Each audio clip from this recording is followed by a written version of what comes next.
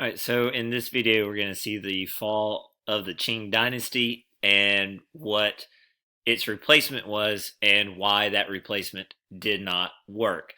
So in section one, we saw all the problems that the Qing were facing. They had the Opium War, then they had the Taiping Rebellion, they had the rise of the warlords, they lost the war to Japan, they had the Boxer Rebellion. They were not reforming, they were not keeping a pace of the Western powers. So after the Boxer Rebellion, the conservative government, led by conservative Xi Jinping, finally realized that they had to reform, but it was too little, too late. For instance, the government under Xi Jinping allowed for the creation of provincial or local assemblies, but then did not give those assemblies any kind of real legislative power. They could not pass or create or alter laws. All they could do was offer advice to the ruler, and that was it. And that's not really democracy. So that angered those that wanted more reform in China, particularly the urban middle class, which oftentimes were now Western educated or at least Western influenced. And then for a great majority of China, what reforms were put into place, they didn't see any benefit from. So it is too little and too late. It's not really working out. And the Qing dynasty is primed for collapse.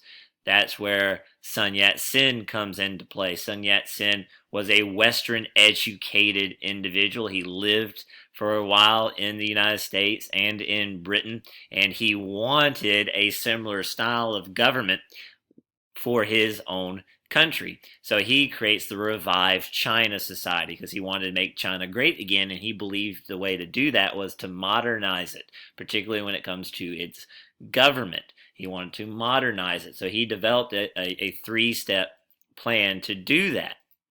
And so step one was a military takeover to overthrow the Qing. Right?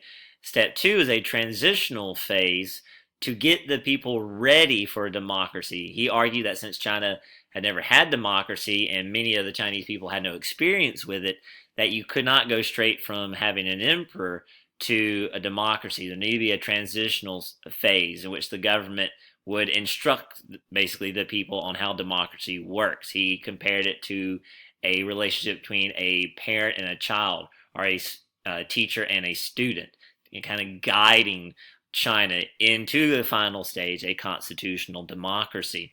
And eventually, Sun Yat-sen reached out to other groups, like-minded groups as well, and they merged together to form the Revolutionary Alliance, which will eventually become known as the Nationalist Party, a political party. And this Revolutionary Alliance and all these various groups were united on three people's principles. The idea of nationalism, that they needed to drive out the influence of the foreigners, of the imperialist powers. They also needed to end the power of the warlords as well. They also believed in democracy, of course, that is the final goal, and also the right to pursue livelihood. The Chinese government strictly controlled the economy. He did not have free market capitalism in China. He believed, and the people's principles believed, and the Revolutionary Alliance believed that people need to be free to pursue their livelihood in any way that they see fit. And eventually there was a revolution in 1911. Shiji and Guangxu died within a day of each other, and China found itself with a very young emperor in Puyi. And when the revolution finally started, it was a bit of an accident. It started a bit early than was planned, because the government basically found out that members of the Revolutionary Alliance were planning a revolution, so the Revolutionary Alliance had to move up their timetable and start the revolution early, which shows how weak the Qing government actually was, that a Revolutionary Alliance, which was never that big, could win a revolution that they started early and overthrow the Qing. Right? So the result was the Qing is overthrown, and the Revolutionary Alliance, now known as the Nationalist Party, want China to become a democracy. But Sun Yat-sen knew that the Revolutionary Alliance, or the Nationalist Party, did not have enough support among the Chinese people or the Chinese military. So the nationalists approached General Yuan to become the first president of China because he could have the backing of the military, and he agreed. Right, so now the Revolutionary Alliance becomes a legitimate political party known as the Nationalist Party, and they want to start running for office in the government that is going to be created, which will hopefully be a democracy from the nationalist perspective.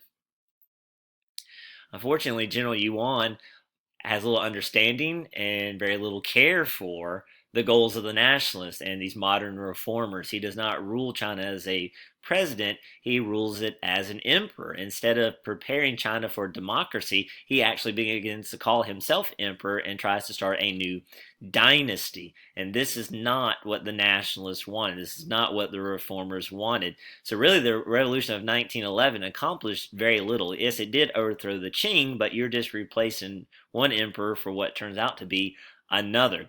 He dissolved the new parliament. He had political rivals, members of the Nationalist Party, murdered and assassinated. This is not what the nationalists or Sun Yat-sen envisioned.